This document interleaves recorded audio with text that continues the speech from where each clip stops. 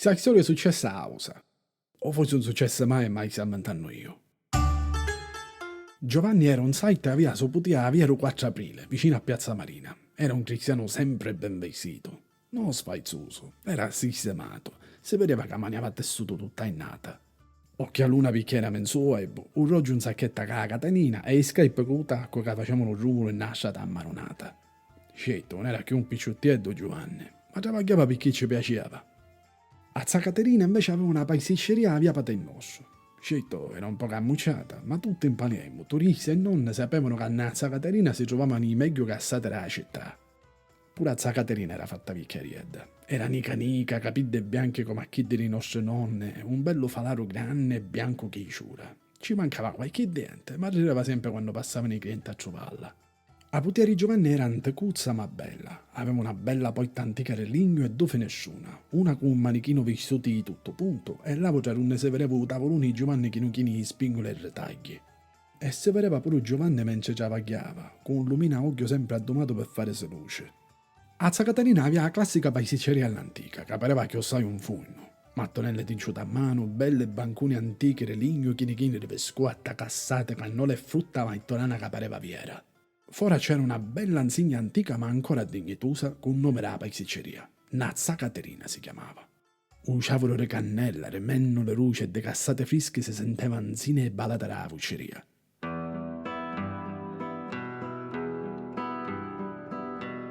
A finitura di travaglio Giovanni si aveva a settare a Villa Garibaldi, giocava a bocce, parlava che gli suo compare era una vita e ogni tanto ne sciava la sacchiettosa orologio.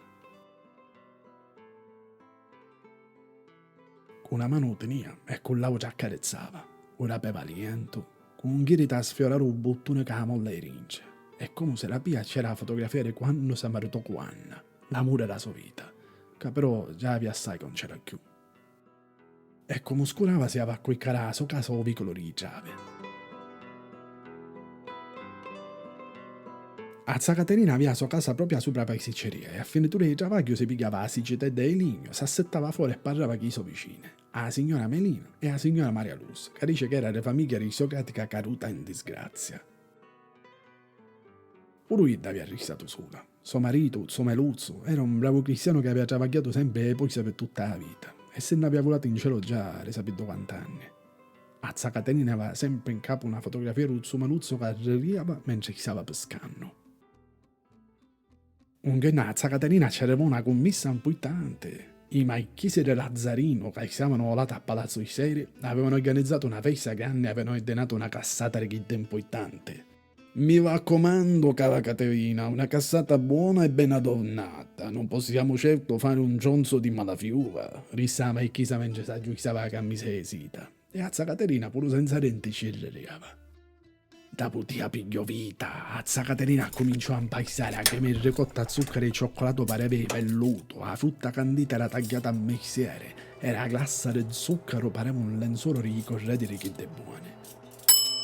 Nisci un'opera d'arte. A Zacaterina ammugliò una solita carta bianca, che da caso per tutta la vita.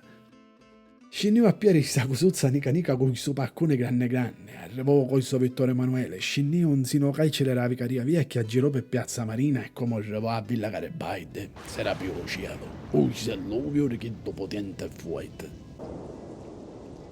A Zacaterina rinesce a salvare la cassata, ma la carta si poteva leccare, si aveva spaidato tutta. E una che si poteva presentare alla casa dei Marchesi che la carta spaidata. Era disperata.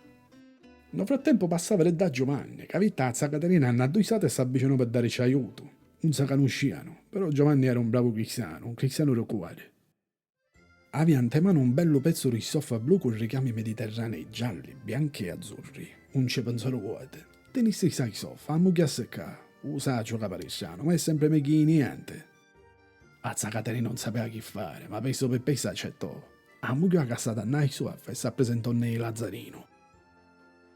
Come ora per la portare casa e bettero da bella cassata ammucchiata a da bella soffa elegante, tutti le immetate di Lazzarino arricciarono la bocca aperta.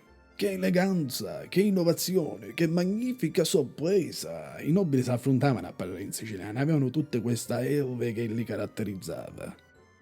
I Lazzarino si va a pariaro, s'atteggiavano come si accattavano solo le cose più esclusive e a Zia Caterina ci aveva fatto un piacere speciale.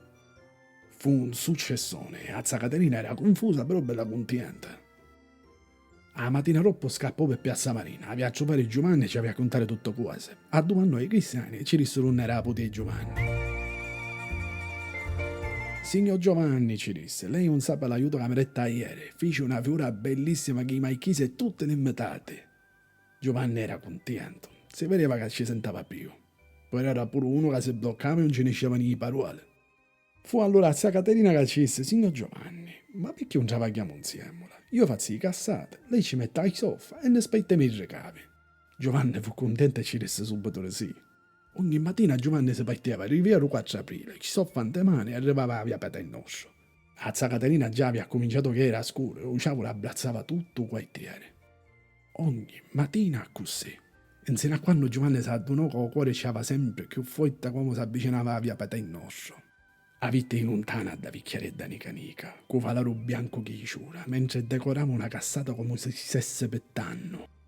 Eppure a Zia Caterina lo vitte lontano, con mezzo occhio. Eppure a Zia Caterina ci ballava il cuore. Nel frattempo i cassate che soffre avevano diventato famosi nella mensa città, c'era la fila fuori dalla pasticceria. Assai travagli avevano e sempre meno tempo per stare insieme. Giovanni finalmente trovò il coraggio di parlare e una mattina, prima che rapia la pasticceria, ci disse a Zia Caterina: io a domenica, troppo mangiato, mi mangio un pezzo da tua cassata con un bicchierino di malvasia. Sai che è buono?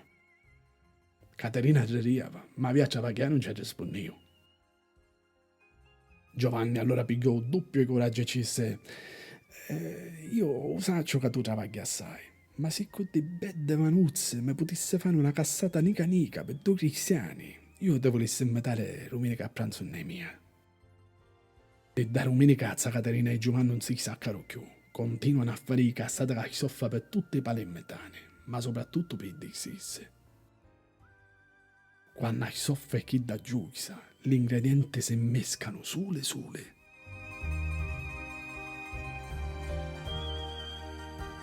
Grazie per aver ascoltato Cassate Caisuaffa.